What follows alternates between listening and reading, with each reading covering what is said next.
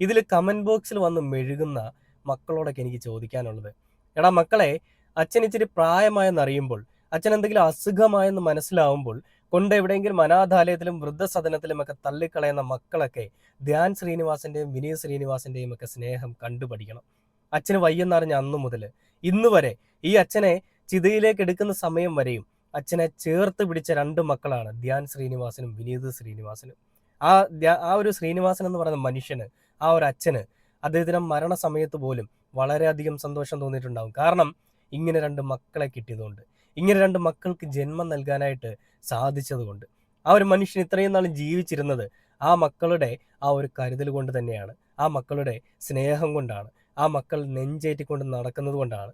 ധ്യാൻ ശ്രീനിവാസൻ പലപ്പോഴും പറഞ്ഞിട്ടുണ്ട്, എങ്ങനെയാണ് താൻ ജനിച്ചതെന്നുള്ളത് ചോദിക്കുന്ന ആളുകളോട്, 1900 സംതിങ് ആ ഒരു ഇയറിൽ എൻ്റെ അച്ഛന് ഒരു മഴയുള്ള കാലത്ത് തോന്നിയ ഒരു